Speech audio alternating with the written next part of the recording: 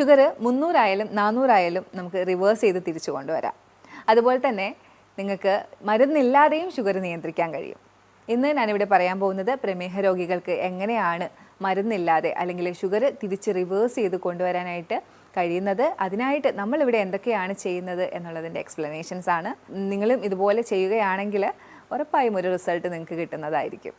ഇന്ന് ഒരു വീട്ടിൽ 2 ഡയബറ്റിക് പേഷ്യൻ്റ് അല്ലെങ്കിൽ അതിൽ കൂടുതൽ ഡയബറ്റിക് പേഷ്യൻ്റ് ഉള്ളൊരു കാലഘട്ടത്തിലൂടെയാണ് നമ്മൾ കടന്നു പോകുന്നത്.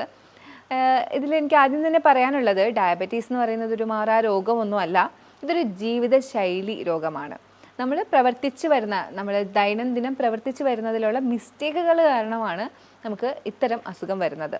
കൂടുതലായിട്ടും രക്തത്തിൽ ഷുഗറിൻ്റെ അളവ് കൂടുന്നത്. വ്യായാമ മുറകളിലൂടെയും ഭക്ഷണക്രമങ്ങളിലൂടെയാണ് നമ്മളിവിടെ ഇതിനെ നിയന്ത്രിക്കുന്നത്. അതാണ് നിങ്ങൾക്ക് പറഞ്ഞു തരാൻ ഉദ്ദേശിക്കുന്നതും. ഞാൻ doctor Amina, medical officer, Prana natural care centre.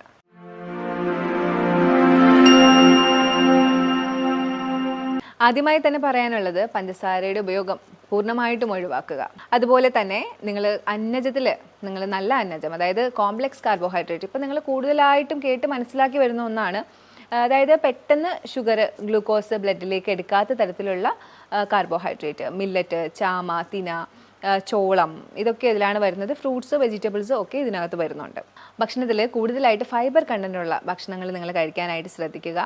ഇത് എന്തിനാണ് പറയുന്നതെന്ന് വെച്ചാൽ, നമ്മൾ കൂടുതൽ ഫൈബർ കണ്ടൻറ്റുള്ള ഭക്ഷണം കഴിക്കുമ്പോൾ ഈ ഫൈബർ കണ്ടൻറ്റ് ഉള്ളത്, ഇൻസോലബിൾ ഫൈബർ കണ്ടൻറ്റ് ഉള്ള ഭക്ഷണമാകുമ്പോൾ നമുക്ക് കൂടുതൽ ഷുഗർ ഇൻടേക്ക് ബ്ലഡിലേക്ക് എടുക്കുന്നത് തടയും. എപ്പോഴും നിങ്ങളുടെ മെയിൻ കോഴ്സ് ഭക്ഷണത്തിൻ്റെ അടുത്ത് ഒരു ബൗൾ ഓഫ് ഫൈബർ ഉണ്ടാവണമെന്നുള്ളത് ഒരു തീർച്ചയായിട്ടുള്ള കാര്യമാണ്. കാരണം ഞാൻ നേരത്തെ പറഞ്ഞു, ഷുഗർ നമ്മുടെ ബ്ലഡിലേക്ക് എടുക്കുന്നത് തടയാനായിട്ടാണ് ഇത്തരം ഇൻസോലബിൾ ഫൈബറുള്ള ബൗള്, സാലഡ് കഴിക്കാനായിട്ട് പറയുന്നത്. ഇതിനകത്ത് നിങ്ങൾക്ക് ക്യൂക്കമ്പർ യൂസ് ചെയ്യാം, ക്യാരറ്റ് യൂസ് ചെയ്യാം, പലതരത്തിലുള്ള ലീവ്സ്, ലെറ്റ്യൂസ് അല്ലെങ്കിൽ ക്യാബേജസ്, മറ്റുള്ള ഇലകൾ നമുക്ക് കഴിക്കാൻ സാധിക്കുന്ന ഇലകൾ ഒക്കെ നിങ്ങൾക്ക് ഇതിനകത്ത് ആഡ് ചെയ്യാം. ഇതിൻ്റെ കൂടെ വ്യായാമ മുറകളായിട്ടുള്ള നടത്തവും യോഗയും മറ്റുള്ള ബ്രീത്തിങ് എക്സസൈസും ഒക്കെ ഇതിൻ്റെ കൂടെ നിങ്ങൾക്ക് ചെയ്തു കൊടുക്കുക. ഇങ്ങനെയാണ് നമ്മൾ കൂടുതലായിട്ടും ഡയബറ്റീസിനെ നിയന്ത്രിക്കുന്നത്.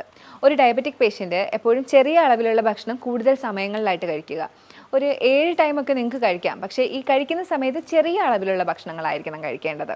അതായത് 2 റാഗി ദോശ, കുറച്ച് റൈസ്. ഇതിനെക്കുറിച്ചൊക്കെ ഞാൻ എന്തായാലും വരുന്ന ഇതിലേക്ക് ഞാൻ എക്സ്പ്ലെയിൻ ചെയ്യുന്നുണ്ടാവും. അപ്പോൾ അങ്ങനെ വേണം നിങ്ങൾ കഴിക്കാനായിട്ട്.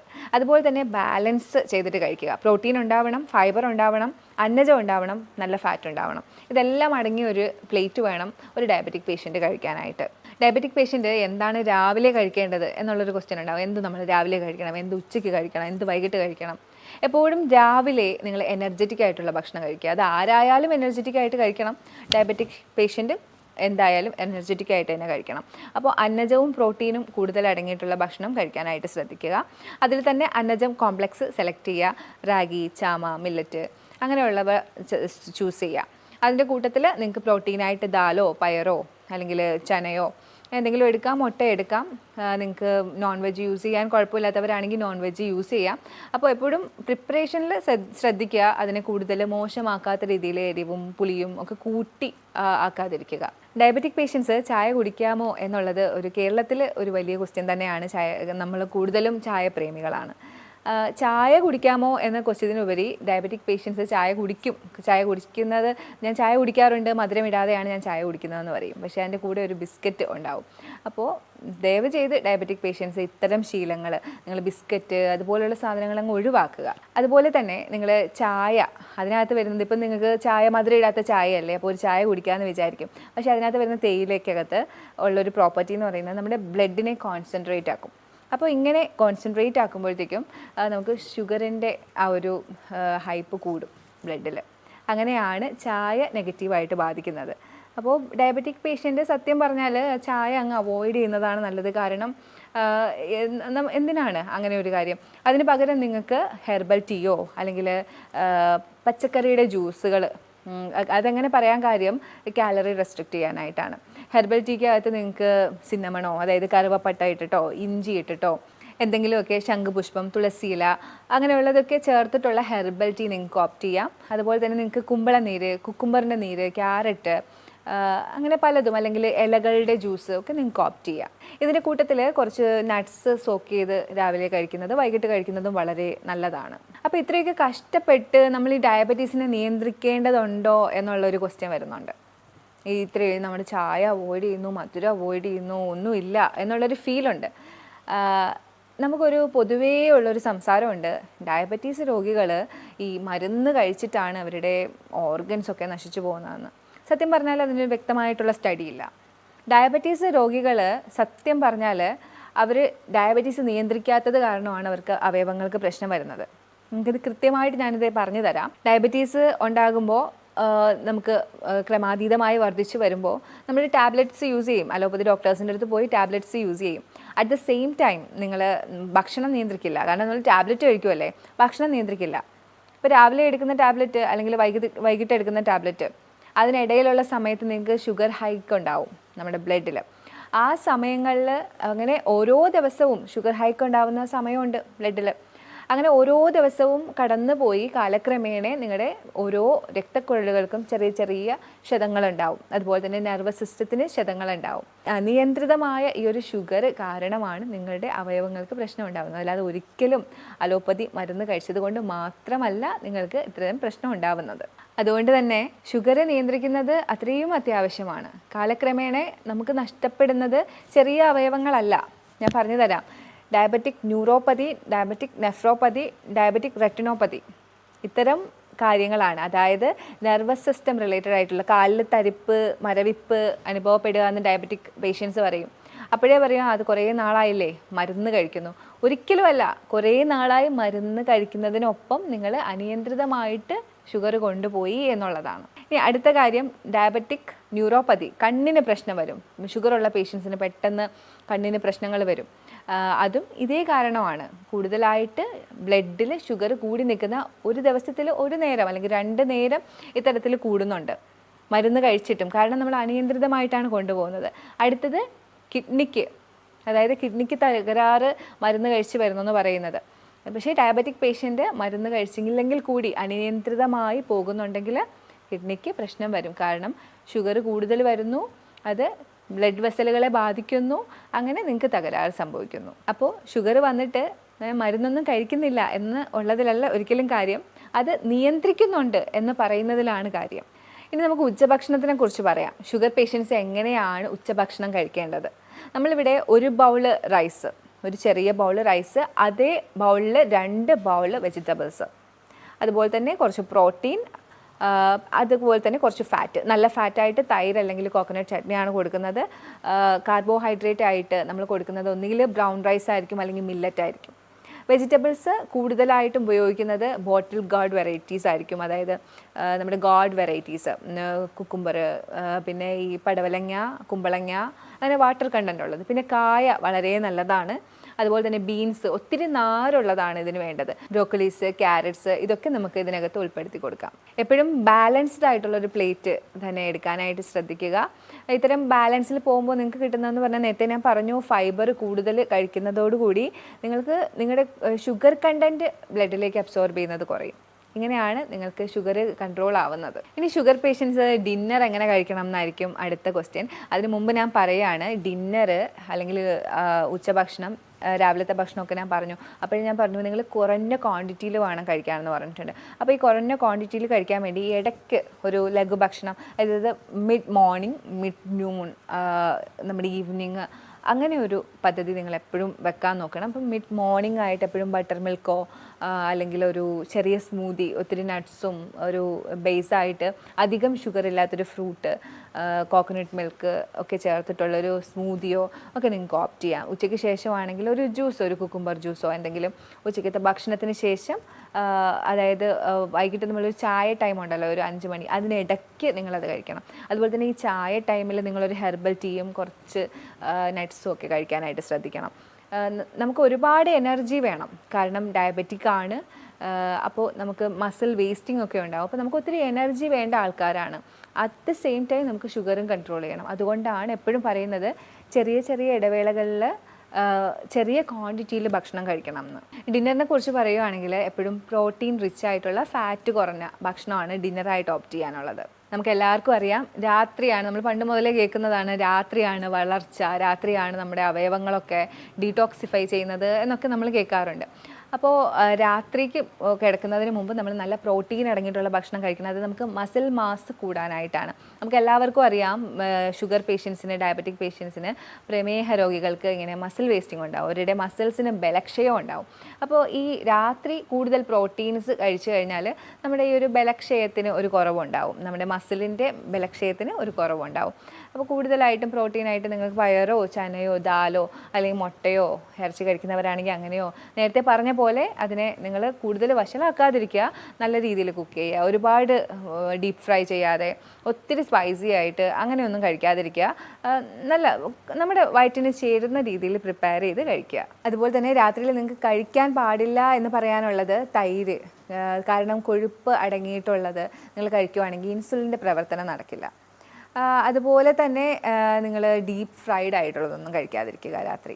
മിക്ക ആളുകൾക്കുള്ളൊരു ശീലമാണ് മെയിൻ കോഴ്സ് കഴിഞ്ഞ ഉടനെ നമ്മൾ എന്തെങ്കിലും മധുരമുള്ളത് കഴിക്കുക, അല്ലെങ്കിൽ ഒരു ചായ കുടിക്കുക, ഇങ്ങനെയൊക്കെയുള്ള ശീലങ്ങളുണ്ട്.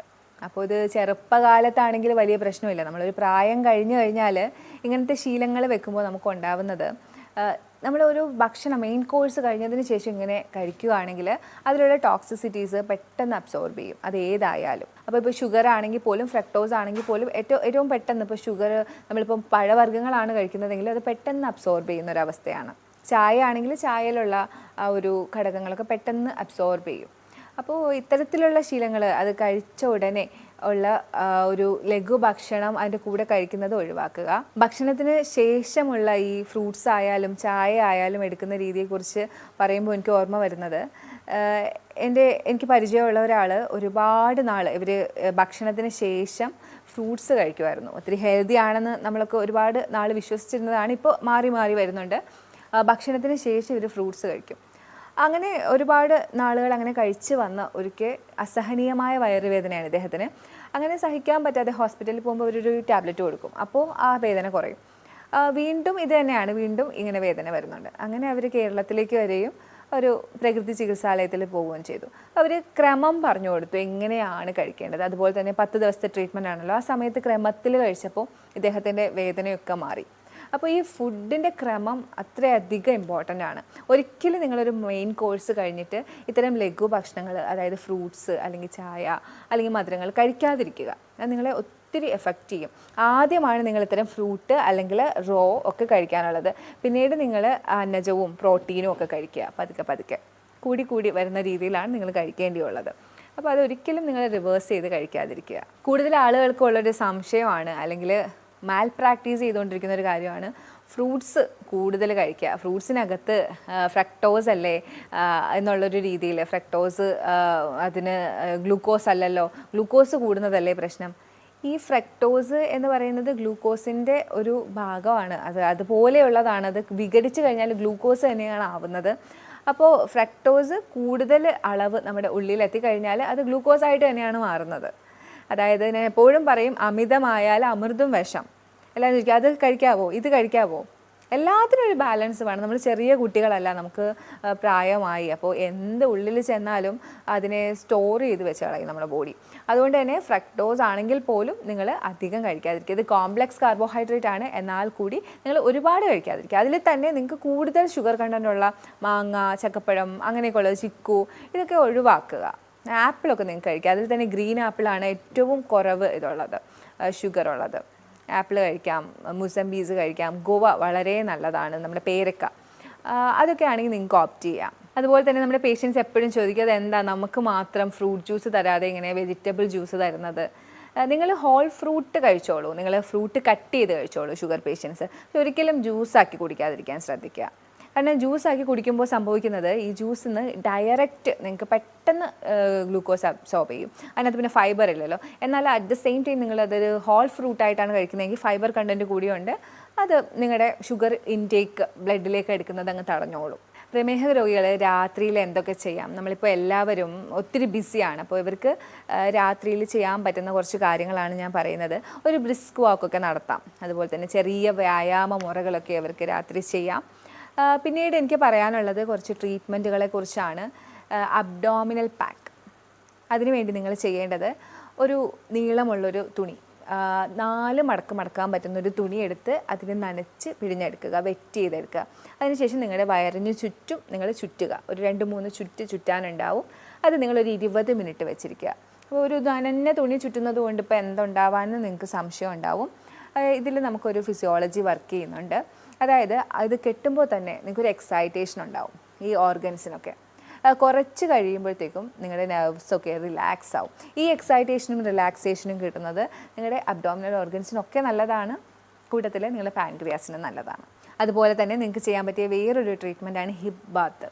ഹിപ്പ് ബാത്ത് ടബാണ് നമ്മൾ ഹോസ്പിറ്റൽസിൽ യൂസ് ചെയ്യുന്നത്. പക്ഷേ നിങ്ങൾക്ക് വീട്ടിൽ തുണി അലക്കാൻ ഉപയോഗിക്കുന്ന ടബോ, നിങ്ങൾക്ക് ഇരിക്കാൻ പരുവത്തിലുള്ള എന്തെങ്കിലും ഒരു ടബ് നിങ്ങൾക്ക് യൂസ് ചെയ്യാം. കാല് പുറത്തേക്ക് ഇട്ടുകൊണ്ട് നിങ്ങൾക്ക് വെള്ളത്തിലേക്ക് ഇരിക്കാം. ഹിപ്പ് താഴ്ത്തി വെച്ച് പൊക്കിൾ വരെ താഴ്ത്തി വെച്ചിട്ടായിരിക്കും ഇരിക്കുന്നത്. ഇതും സെയിം എഫക്റ്റാണ്. നമ്മുടെ നെർവ്സിനെ ആദ്യം എക്സൈറ്റ് ചെയ്യുന്നു, ഉത്തേജിപ്പിക്കുന്നു, പിന്നെ അത് റിലാക്സ് ചെയ്യുന്നു. ആ ഒരു പ്രവൃത്തിയിൽ നിങ്ങൾക്ക് നിങ്ങളുടെ പാൻക്രിയാസ് പ്രവർത്തിക്കുന്നു. ഹിപ്പ് ബാത്ത് എപ്പോഴും കുറച്ച് പകലൊക്കെ എടുക്കുന്നതായിരിക്കും നല്ലത്. പിന്നെ നിങ്ങൾക്ക് ഹോട്ട് ഫുഡ് ഇമേർഷൻ ചെയ്യാൻ ഞാൻ എല്ലാവരോടും പറയുന്നതാണ് hot food immersion. Hot food immersion എടുക്കുമ്പോൾ നിങ്ങൾക്ക് നല്ല ഉറക്കം കിട്ടും. നമുക്ക് എപ്പോഴും എല്ലാ രോഗത്തിനും നല്ല ഉറക്കം ആവശ്യമാണ്. നമ്മുടെ ഒരു ബോഡി ആരോഗ്യമായിട്ടിരിക്കാനായിട്ട് നല്ല ഉറക്കം ആവശ്യമാണ്. അപ്പോൾ ഇത്തരത്തിലുള്ള നമ്മുടെ കണങ്കാല് വരെ നല്ല ചൂടുവെള്ളത്തിൽ മുക്കി ഒരു 20 മിനിറ്റ് ഇരിക്കുക. രക്തയോട്ടം കൂടും, ശരീരം മുഴുവനും രക്തയോട്ടം കൂടും. അതിൽ നിങ്ങളുടെ പാൻക്രിയാസിലേക്കുള്ള രക്തയോട്ടവും കൂടും. ശരീരത്തിലെ മൊത്തം രക്തയോട്ടം ഇങ്ങനെ കൂടുന്നതിലൂടെ ആരോഗ്യം നിങ്ങൾക്ക് നന്നായി സംരക്ഷിക്കാൻ പറ്റും. അപ്പോൾ ഇത്തരം ട്രീറ്റ്മെൻറ്റുകൾ നിങ്ങൾ ചെയ്യുക. ഇതെല്ലാം ചെയ്യണം എന്നല്ല ഉദ്ദേശിക്കുന്നത്, ഇതിൽ നിങ്ങൾക്ക് പറ്റുന്നത്.